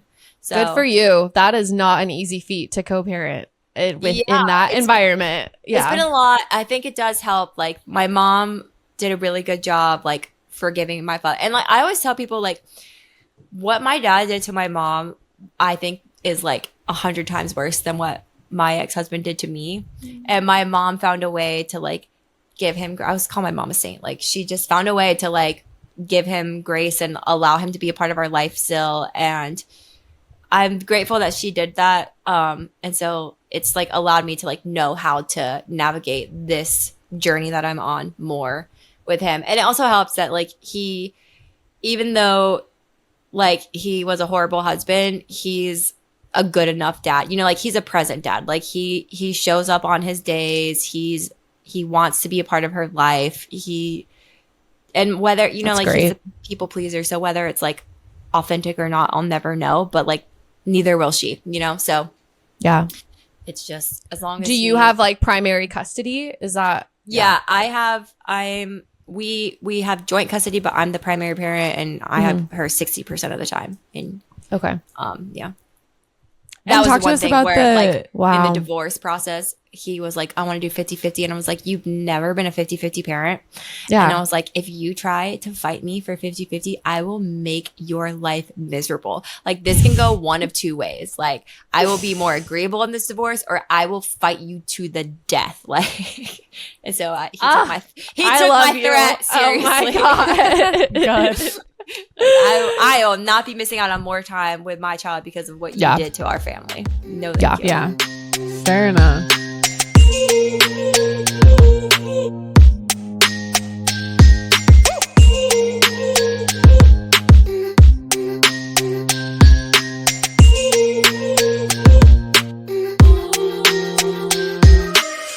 Speaking of co-parenting and parenting, you live with your best friend in what you call a mommune, right? And you have been for the last couple years. Tell us about that and how that all works. And whenever my best friend found out that her husband was cheating on her, we both kind of stayed for a year trying to fix our marriage. Well, I guess it would have been 9 months, it was like the 9 months. And then I left first. And then like she was just like things got good again and then they got bad. And then she's like, I don't know if I just don't think I could do this anymore. She was living out in Colorado and I was like, why don't you just move here? Like come here. And then the plan was like she's gonna come here because we were staying with my friends and they were empty nesters. So they have this big house, like, and their kids are all grown and gone. So I was like, just come here. And she didn't know them. She's like, I can't come there. Like, I don't know those people. I'm like, it's gonna be okay. Like these are the greatest people in the world. Like they're literally like, I call them like my angels. Like they just saved my life. So she came with her 2 kids and the plan was like, we were gonna like, after like 6 months, like her and I would move out and get our own place. But you know what happens when you make plans, like life is like, psych. So what ended up happening is she met another guy and like fell in love with him and they ended up getting pregnant pretty quickly and she moved in with him probably like a year after, and then things didn't work out there. So then she came back here, but it was kind of just, she had 3 kids now, and it was just kind of a lot. Shit. Like she wanted her own place. So she actually lives 5 minutes away right now. So she lives 5 minutes down the road, and we're still very much like in a mommune, like we said. Like today, I watched her youngest so while she was at work, and then whenever she got back, I took her oldest daughter on a date. Like we went on a little mommy daughter date, her and I. Like, cute. Yeah, we went thrifting together and got coffee. And yeah, so we're like still very much like mommune, but just not all living under the same roof for now. And like our kind of like long-term plan is like, I wasn't ever planning on staying here as long as I have been. Like I was like, oh, until you get back on your feet and figure things out, And now I'm like, well, hey, I want to go to grad school. You guys like cool me living here for 2 more years? And they're like, yeah. So I'm like here for a couple more years. And then the like ideal outcome would be like if Tessa and I could eventually get like a duplex and like she would live on one side, I would live on the other. That would be like the dream, like 5 years from now we have that and then we can kind of like have our own space. Because like 3 kids is a lot of kids. They say 1 is 1, 2 is 2, 3 is 13. And it really does like feel like that. Like it doesn't matter if you have 3 kids or 13 kids because it's just going to be like chaos at that point. And I love it. But like also I just know like I think that sometimes she wants to be like alone in her chaos and not have to feel like she has to like cater to like other people's needs in a household, So I think a duplex would be really cool for us. Like I would love for that to be our long-term plan. I love that. It's like a co-parenting relationship with your best friend. It's really progressive and awesome. And, that's fucking awesome. Are you both single now at this point? Or are you in a relationship? No, but we're both single. Yeah. Okay. No, I'm always like, I wish sexuality was a choice because I would be a lesbian because right. I'm so I don't know. I just you have decentered men to the point where it's like, I have decentered them, and like I see them like, I don't know. I just feel like there's literally a man that would be a man who would add value to my life doesn't actually exist. And that's just how I feel right now. Maybe I won't feel like that one day. Maybe I'll meet like my little unicorn. But as of this moment, I'm just like, I don't know. Like, I love my life. It's so good. Like, I love everything about my life right now. Like, co-parenting is great. Getting like, it's bittersweet, you know, like getting that break from being a mom every other weekend. But also it's nice because then I get to like pour into myself, do things for me, reset. And then I'm in grad school. My best friend lives right down the street from me. We're like raising our babies together. I live with my best friends, and everything is just so good. And I just think that a man would ruin that. So well, that's the place to be, because you don't want to be like, oh, I need someone to kind of come be my hero and fix it. It's like they need to improve your already amazing life in order for it to even be worth it at that point. Exactly. And I just don't know if there's a man that exists that could actually do that, because my life is just really, really freaking good. Like, it's I love it. So I love that. Yeah. So I'm not dating. I'm not interested in dating. I've never been on dating apps in my entire life, and I like want to keep it that way.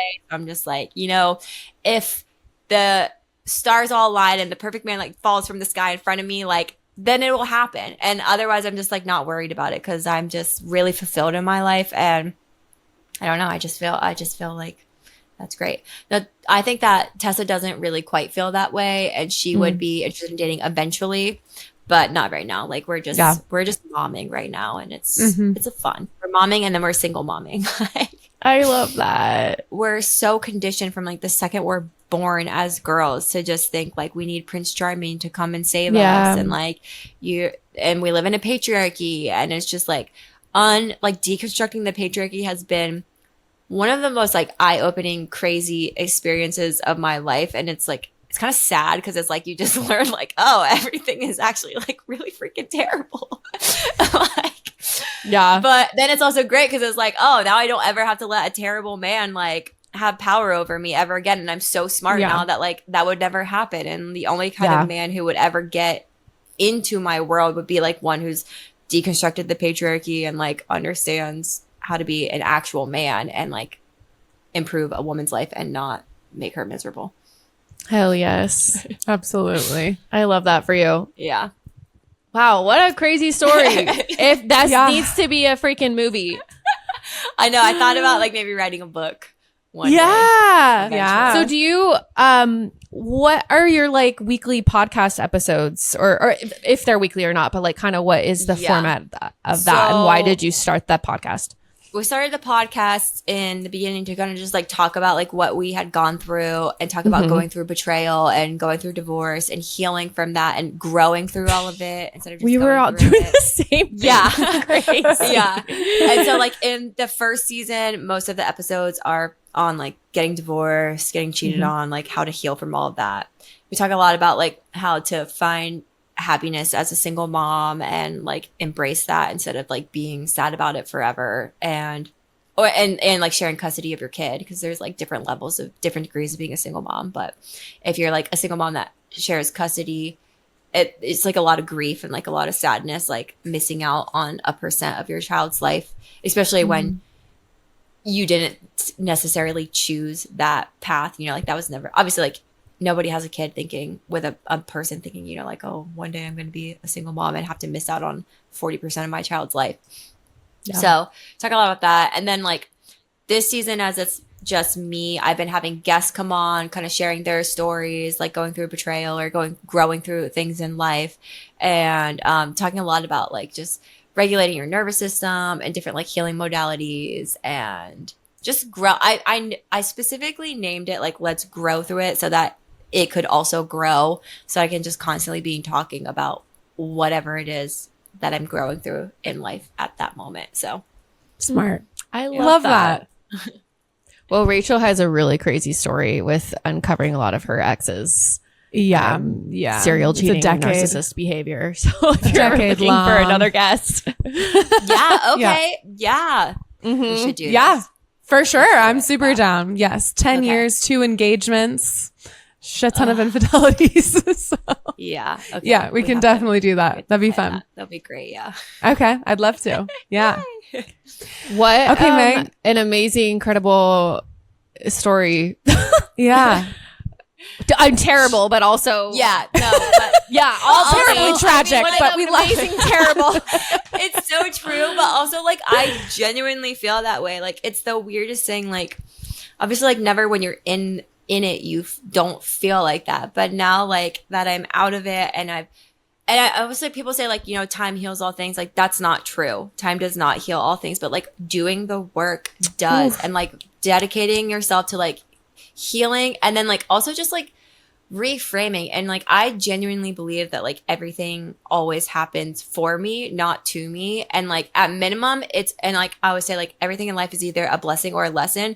And if it's a lesson, then it's a blessing in disguise. So like everything in life is a blessing. Like it's, and if you can just like look at life like that, I don't know. It's like, I always am like, if I could choose to be happy or I can choose to be miserable, like, why would I choose to be miserable? Like, I'm going to flip this and like find happiness again, because I deserve to be happy. And anybody listening here, like, you deserve to be happy. Like, you don't have to sit in that misery, and you can let go of the past, and you can look at it. Like, I don't look at that as like a bad thing that happened to me. I always say like getting cheated on is the best, worst thing that ever, or the worst, best thing. I don't know, best, worst thing, whatever.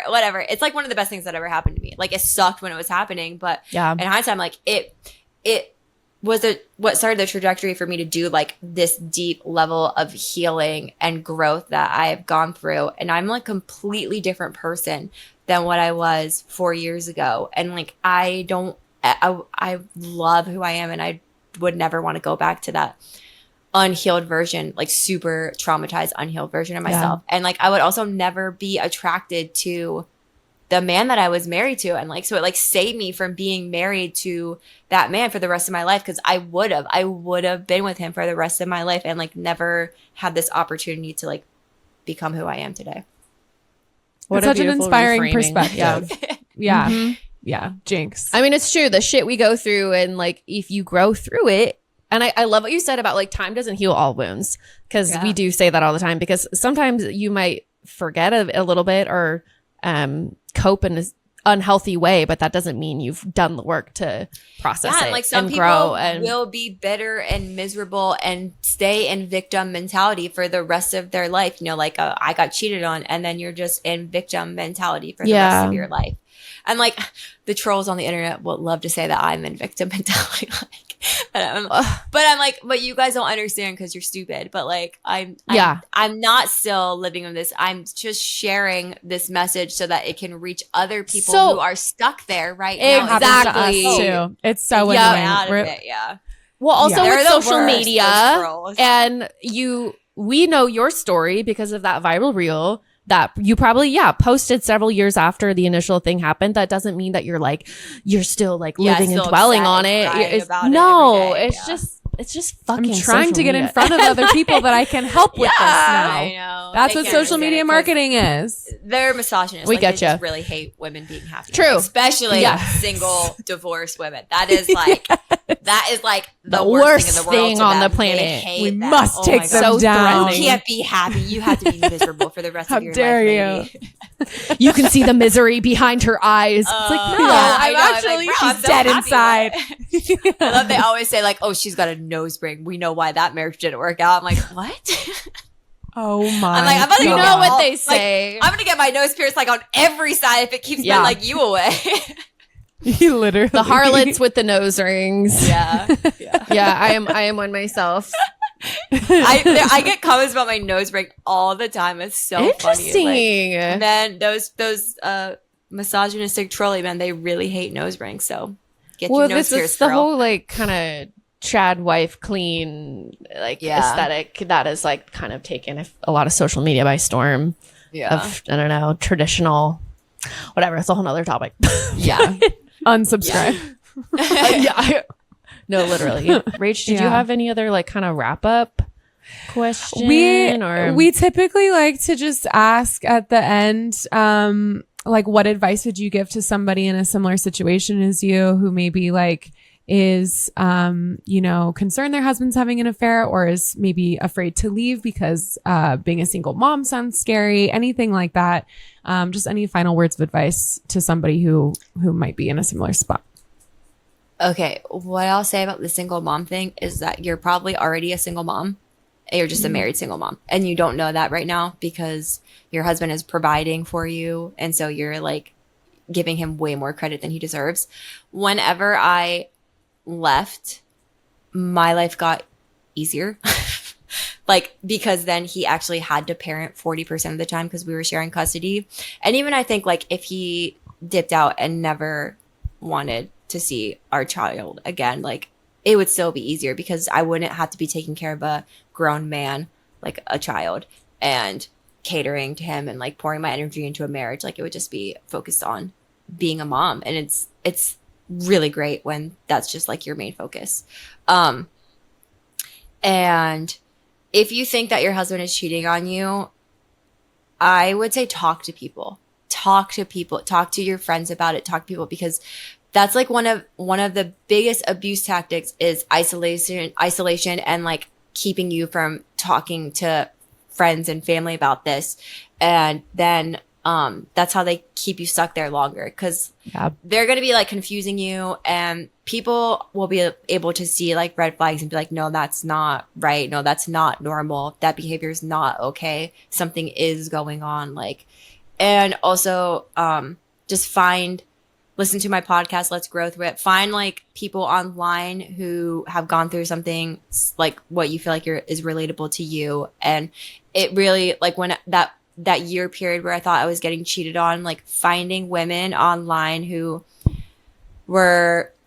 had gone through like affairs or found out that their partner cheated. Like I remember like seeing a TikTok of like a way a woman found out that her husband cheated on her, and it gave me like ideas on like other places I needed to look to like find evidence, to like be able to be like feel good about leaving. So I just find other women who can create a support network for you, even if it is just virtual online and they don't even know that they're your support system. Like for me, that was so helpful, which is why I started my podcast, because like I knew that was like what kind of got me through that year period was like the darkest period of my life. It was terrible. I wouldn't wish it on anybody. I don't even wish it on the woman that my ex cheated on me with. Like I don't want anybody to ever have to go through that, especially not a woman. It was terrible. And like finding people online that felt relatable made me not feel so alone during that time. That's really good advice. Yeah. That's like the positive side of social media. I mean, there's like a lot of negatives and whatnot, but to be able to find people like you, like us, who've gone through the same thing, and find resources and other people who can share their experiences, it really helps. Yeah. And I love what you said about talking to people and like having sounding boards. It's so important. And that was such a big thing for me too, was the isolation in my relationship, and that kept me in it so much longer. And so, and that's what they tried. That's the first thing he tried to do. Like, don't go call your friends. Don't go tell people about this. Right. Why? Who does that benefit? Who does me being silent benefit? My abuser? Then it's not benefiting anybody. So yeah. Don't stay silent. Exactly right. Exactly right. Amen. Well, thank you so much for coming on and being so vulnerable and sharing your story. And I think it's really going to resonate with people and really help people as well. So we really appreciate that. And we want you to plug your socials really quick too, so people can find you. Okay. Yeah. So my personal is Batykefer. It's BeaChyKefer. And that's on Instagram and TikTok. And then Let's Grow Through It is the podcast on Spotify, Apple Pod. We also have a TikTok and Instagram. I'm much better at posting on my personal pages than anywhere else. Like I'm just like a slacker on my podcast pace. I mean, I post on like Spotify and Apple Podcasts, but as far as like social media posts, like Batykefer is where you're going to see the most. The main one. Yeah. And yeah, that's it. Awesome. Well, thank you